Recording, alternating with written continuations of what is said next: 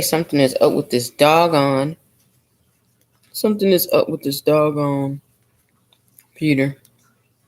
Um, Today I got home. I really don't have to call my mom because it's Saturday. Thank you guys for even watching and tuning in.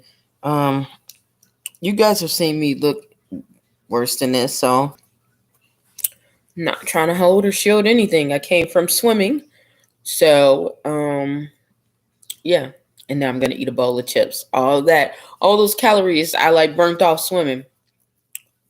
I'm gonna eat them with chips, but that's okay. I put hot sauce on them. That's 0 calories. I don't think that helped either. But anywho, I was thinking about.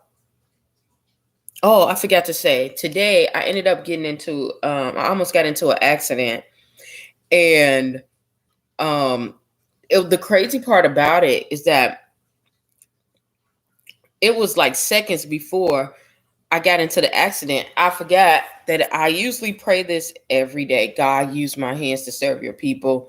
Use my eyes to see what you see, to be more compassionate. Use my heart to be more compassionate, so that can I have the heart of you.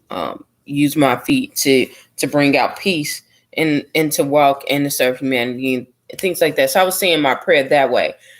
But I remembered yesterday, something got into my spirit where I saw God led me to this person. And they was talking about some of the things that I was facing, and they talked about how they prayed over their stomach and how they had to pray over not having accidents coming, because this is what happens when you go and you're trying to do right. These are some of the attacks that you get. So I was like, I remember, having similar attacks before. Oh, and how the lady was explaining it, she was talking about how close you are to your breakthrough. So, anyhow, as I'm driving today, that happens yesterday. As I'm driving today, I was praying over my hands, praying over my feet, and saying my prayers. And I literally was like, God, please let no accident happen. Let it, not, or, be arranged at the intersection and blah, blah, this. And so, okay. So I go and get my tire fixed because I just got it fixed like, 2 days ago. And then I had just had to put on the spare because the flat came on the other tire. And I'm like, how is this even possible when the car is in the parking garage? Another thing I noticed is that my car has scratches on it. Like, what is going on? Like, is somebody doing that? And then, so I have to ask in the morning because this is the weekend. They still have people there for the weekend, but uh, excuse me, they're not full throttle on the weekend. They only have the person that's the telling. It's usually a teenager or young adult in there on the weekends because they're going in and out. And parking on the streets is free so far. Look, so far. Once it starts getting crowded, it's gonna cost. But what was asked? Oh yeah. While I was I was like, I'm gonna ask them about to look at the cameras to see who is doing this, because it's just not happening on its own. I thought that the flat, I felt like the flat was done intentionally because of the gash that was in there. At first, I was like, maybe it's a slow leak, but it was literally a gash when the AAA guy tried to fix it, and he was like, "This is kind of weird. It's a gash," and I'm like, "What?" And it was one over the valve thing, the little turn thing, and then one by the tire. And I'm like, he's like, "You got anybody going against you?" And I'm like, "No," like, and most people don't even know I have a new vehicle because I've been very quiet about it, and I walk a lot. I walk a lot. Sometimes I take the bus. Um, I do that, and I just sometimes it's soothing, and sometimes it's good to meet new people and do different things differently, and to move differently. So, um, but yeah, so I was just really shocked. But anywho, so as today, as I'm driving, I said that prayer and I asked, prayed about no accidents going. So I went to go get another tire for my car. This one shop was just trying to charge me an arm and a leg, and I'm like, I can go to Bell Tire or I can go to Walmart or something and get some quality tires for that amount. You're giving me cheap tires for that. I'm not. So I'm like, okay. So I get up and I pull out and I'm like, leaving.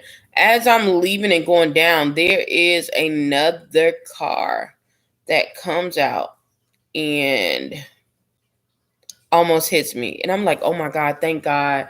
And I'm going down and I'm like, well, maybe I turned in the wrong spot, which I knew I didn't turn.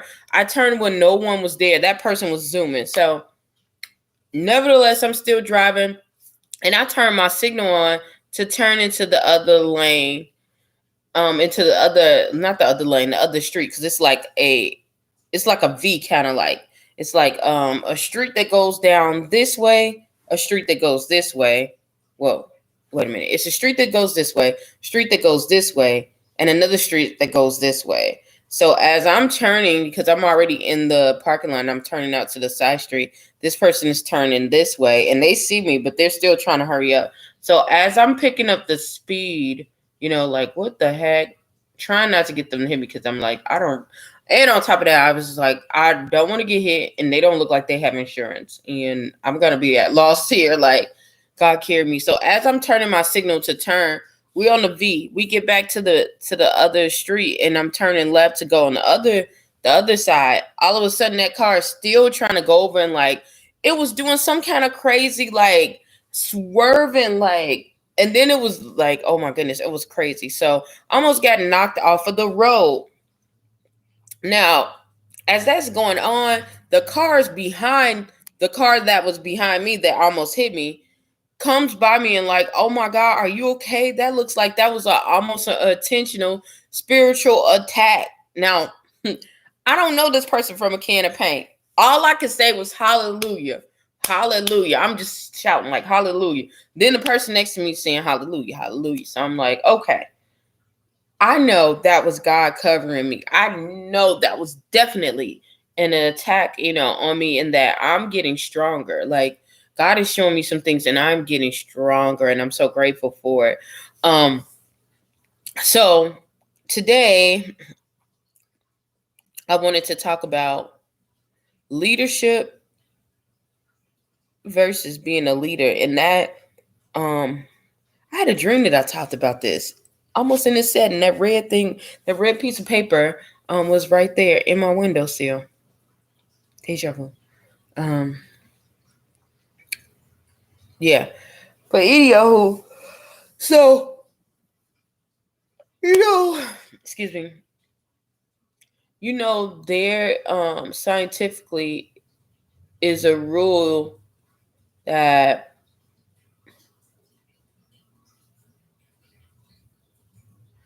we use, and we use common jargon or slang, saying that there are too many chiefs and not enough Indians. Basically, what it's saying is that everyone cannot be the leader. You can have leadership qualities. You can lead something together, but honestly, it takes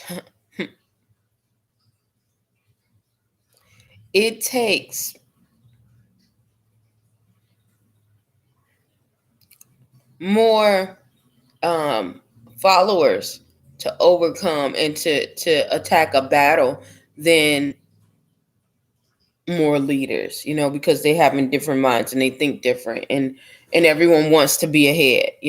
Not to say that there is not to say that there aren't leaders who don't know how to be followers. Every leader was a follower at one time. And if they say that they never were a follower, they never had to look up to anyone or anything like that, they are a follower. They don't know what leadership is, and they're kind of in the following. They're still in other people's stuff. They're just followers. Okay. So, yeah, understand that. I understood more and more of what leadership is. First, a leader doesn't think. Like my mind just don't think like other people. Like I get sometimes nervous and I get sad, but I try to think like the majority, and that does not happen, I can't sit and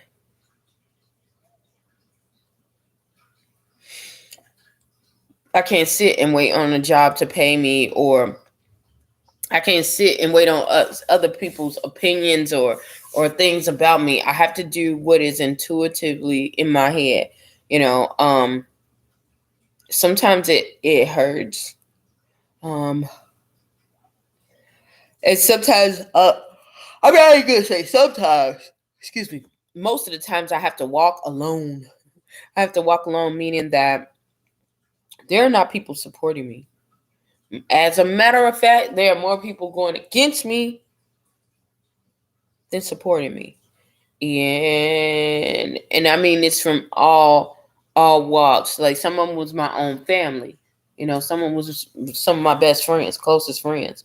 But in the end it's okay because they usually come back. But by then you built a certain resiliency that that, and confidence, in knowing that you can do it. For me, during this whole journey, it's been very difficult, but I did have enough confidence and enough sense to know that I don't know how this journey is going to end, but based off of what I faced my whole entire life, I know, excuse me, I know that I will overcome it. And not only overcome it, I'm going to conquer it. And it's going to be able to help a lot of people.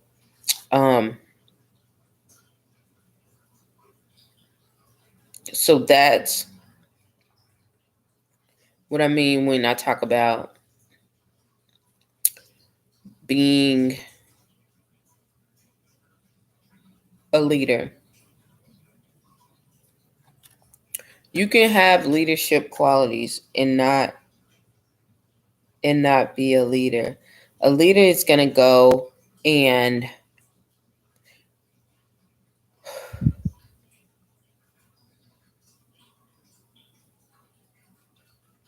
I will say a leader does not demand respect, but respect is given to them based off of what they do, how they go about things. A leader does what is necessary no matter who is looking, what is going on, what it feels like. Um, Having leadership qualities or operating in the spirit of leadership, you'll make these you'll make things ethical, just, and pure, but it doesn't mean that you would push to the next level into getting into a higher form of excellency. You'll stay um, for the good of the team or the good of the company, which is it's not always a bad thing operating out of a spirit of leadership versus a leader. When you're dealing with a true leader, and a leader does have leadership qualities and they do operate out of the spirit of leadership, but the difference is going to be that they're going to try to get to top notch no matter what. It's gonna happen. They're gonna keep working on themselves no matter what, and they're gonna push it harder and harder.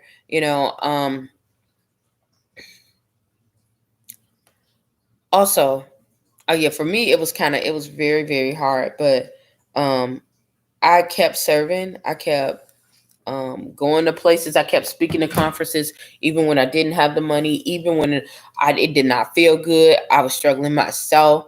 And that's another spirit of a leader. Like a leader will have ideas and just throw them out in the atmosphere. That's me all day. Risk taker. Throw them out in the atmosphere. I'm throwing them out because God has put them in my head. I'm throwing them out ready for them to go and flow and to take place because it's going to help some people. I don't have the funding, but because I'm operating out the right space and I'm planting myself in the right seed, it's going to flourish. Now, anyone that's just talking about the plain thing of manifestation, yes, God gives us that spirit to manifest, be fruitful and multiply into, saturate the earth. Yes, We're supposed to do all that. But when I say be fruitful and everything's manifesting, I mean that I'm putting myself in the right kind of soil, and meaning the right kind of environment for my ideas to flourish. You can't be in a toxic environment and assume that these people are going to grasp to you just because they known you and you're doing something different that's flourishing and nourishing when they don't know anything about nourishment, proper nourishment. You know, you don't want to be in, you can't flourish, you can't be in there that's vow. Now you can have other people to see it who are in the toxic area, and they can see, they can physically and spiritually see. But I've have yet to find um anything that has been a great flourish in a area, in a unstable environment. That's why in social services, when you see a kid, if that was the case, they would keep every child in the home. But that's not true. They take the child out the home or the adult out of the home, depending on what it is, because of the environment. Environment plays a huge part in your success. If you are in the wrong, say for instance, I sew hair, and I'm around people who have really long hair. Not only do they have long hair, they don't have they don't care for my products, or they don't support, or they're in an area where um I'm in a textile area and I'm selling here, and they're not caring about that. They're caring about textiles, and there's no hidden, everyone has long hair. No one does extensions. If they do have short hair, they're just letting it be. Then that's not going to be a good environment for me.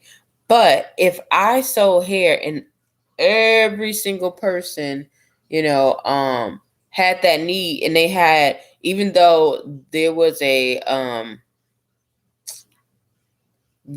saturation of it, I probably still would have a better chance in that arena versus the arena of them not needing the source. So that's the same thing with dealing with leadership. You're gonna find the right arena, the places that are going to accept you. Your vibe determines your tribe. You're gonna find you gotta go with the same vibrational energy, because believe it or not, there are people who really don't want to get better. There are people who don't want to elevate. It's some people who think that what they're doing and where they're at is perfectly fine, and that is fine.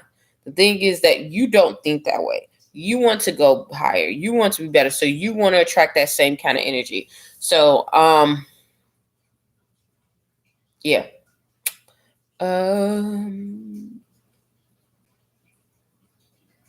What else?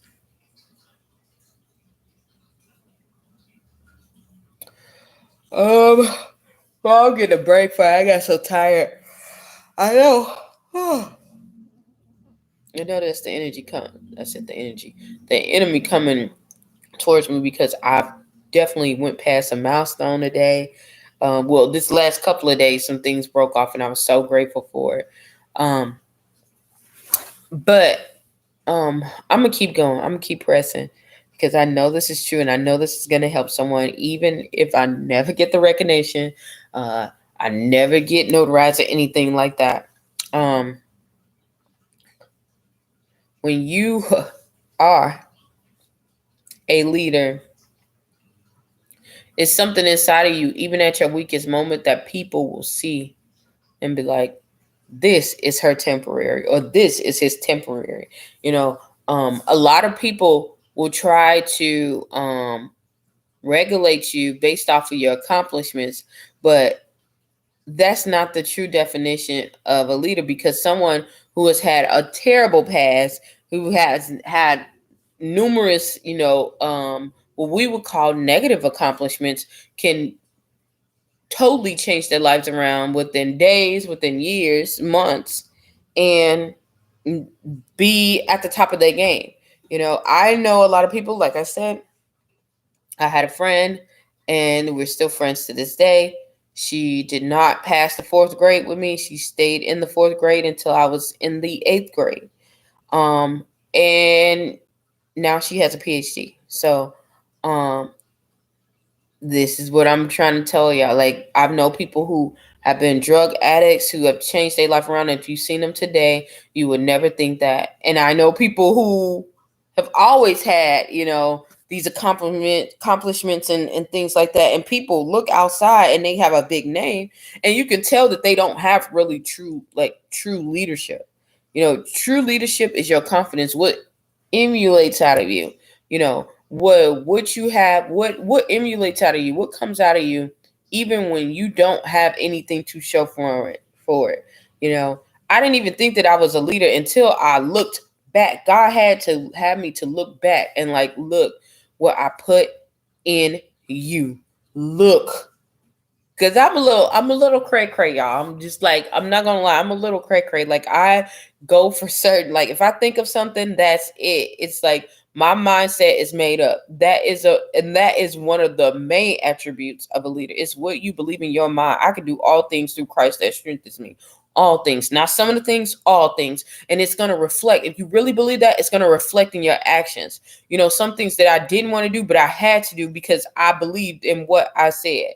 There was some things that I'd retract, and I was like, dang, do I really believe this? But if you really believe in something, and you have to do it, and I'm seeing the fruitation of it. I'm seeing the outcome of it. So really, really grateful for that. But I did want to just touch on that. If you guys are looking at this sometime later, even if it's years, decades later, remember that it's a difference between leadership and a leader. Now, every leader is going to have the spirit of leadership on them, but every person who has that leadership quality is not a leader. And it doesn't mean that they can't lead. If you have leadership, you do possess the power to organize and to direct people, but it's going to show a difference when you are a true leader. It's going to show a difference. Hopefully that clarifies some things. And also, you guys saturate yourself in the word. I could not fast. I know God has been telling me to fast, and it's been very difficult for me. When I say very difficult, but I've been asking because he said, ask, and it should be given, seek, ye should find, knock, and the door shall be open unto you. And he said, anything you ask in my name, I will do it. So I asked God to help me to fast. Let me be able to fast and to give him glory and to hear his voice. And not only that, but when I do hear his voice, because I'm asking in expectation, because he never lies. He said, ask, and I'm asking for the truth. When I hear his voice and hear his direction, let me get up without hesitation and follow it through with full faith. Yeah, I'm definitely struggling with that, but I know it's going to get better. And I know that he's hearing my prayers because he's seeing that I'm trying. So yeah, I'm going to get off here. I'm probably going to talk. I think I'm going to talk tomorrow about, some other stuff that I had to do with my mom. That's another thing that's, spiritually connected. So, I'll talk about that tomorrow. Hopefully something I said or done will help you on your journey. Please stay tuned to Journey to Jerusalem. And thank you so very, very much. Bye.